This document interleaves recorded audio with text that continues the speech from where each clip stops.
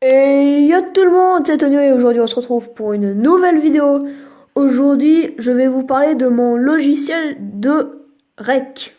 Donc le logiciel avec lequel je filme mon écran. Donc comme vous le voyez, mon logiciel s'appelle REC. Donc je vais vous le présenter tout de suite. Donc alors cette application pour filmer n'est pas gratuite sur Android. Donc est payante, mais moi j'ai réussi à l'avoir gratuitement en APK, c'est très facile. Pour utiliser un APK, c'est très facile, je ne vais pas vous présenter comment on fait. Donc, moi je filme du Clash Royale, donc si je veux filmer, donc mon débit ce sera ici du 15.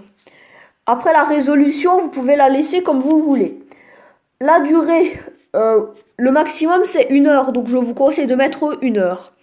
Après, l'audio, donc ça vous faites comme vous voulez, hein, si vous voulez enregistrer votre voix ou pas. Le nom du fichier, donc vous écrivez qu'est-ce que vous voulez, par exemple Clash Royale 1, voilà, n'importe quoi. Et après, vous appuyez sur...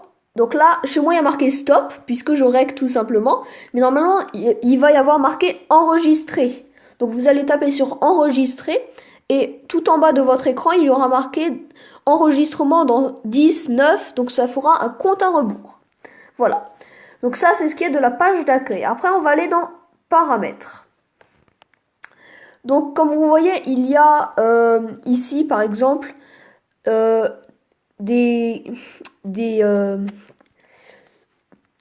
dire, je trouve plus mes mots. Cela, par exemple, il faut installer Rec Pro. Bon, ça, non.